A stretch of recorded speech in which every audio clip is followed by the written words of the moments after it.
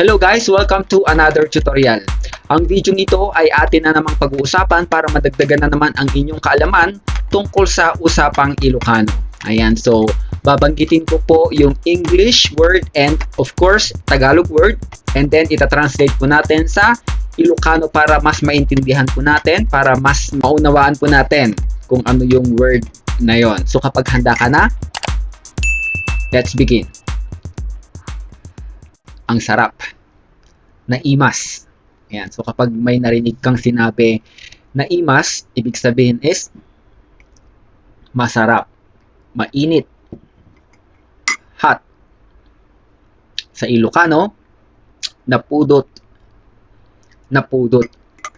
Fat, fat or mataba.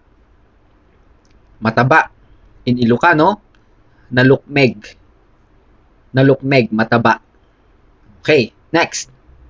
Paano naman yung horn, sungay? Horn or sungay, ang Ilocano niyan ay sara. Sara. Next, paano naman yung buntot? Tail. Buntot or tail, ipus. Feather or balahibo. Feather or balahibo. Sa Ilocano, dot-dot. Dot-dot. Okay, so balahibo ng manok. Dot-dot ti manok. Ganon.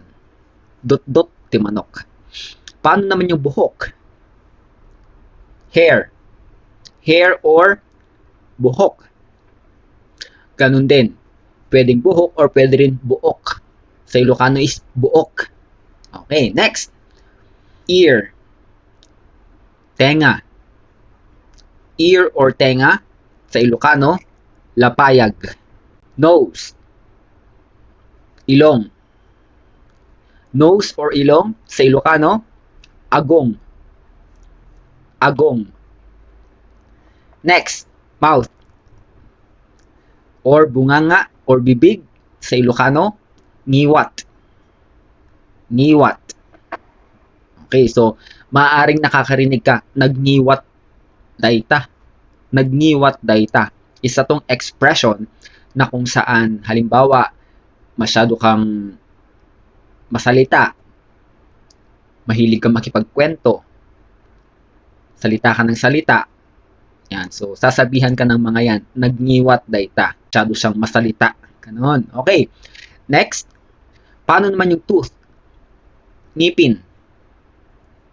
Parang simple lang. Yung ngipin kasi sa Ilocano is ngipen. Ngipen. Ganun din. Okay? Next. Foot. Paa. Sa Ilocano, saka. Saka. Leg. Binti. Leg or binti. Sa Ilocano, gurong. Gurong. Okay. Next. Knee or tuhod. Knee or tuhod.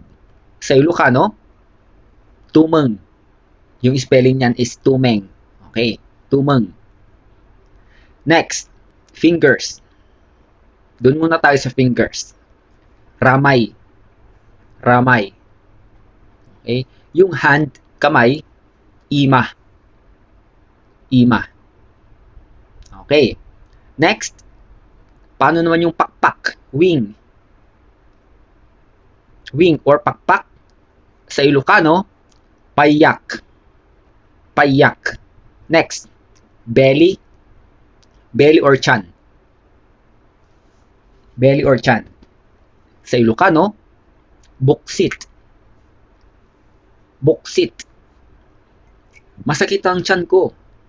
Masakit ang chan ko. Sa Ilocano, nasakit ti buksit ko. Nasakit ti buksit ko. Next, neck. Neck. Leeg. Neck or leeg. Sa Ilocano, tinged. Tinged. Okay? Next, back. Likod. Back or likod. Sa Ilocano, bukot. Bukot. Masakit ang likod ko. Masakit ang likod ko. Sa Ilocano, nagsakit tibukot ko. Nagsakit tibukot ko. Ganon. Okay, next. Breast or dibdib. Breast or dibdib, barokong. Barokong. Masakit ang dibdib ko. Masakit ang dibdib ko. Nagsakit ti barokong ko. Okay, again, dibdib, barokong. Next, liver. Chicken liver. Sa Ilocano, dalem. Chicken liver, dalem ti manok. Ayan, so nadagdagan na naman po ang ating kaalaman tungkol sa usapang Ilocano. Sana po ay subaybayan po ninyo ang iba pa po natin magiging tutorial tungkol sa usapang Ilocano.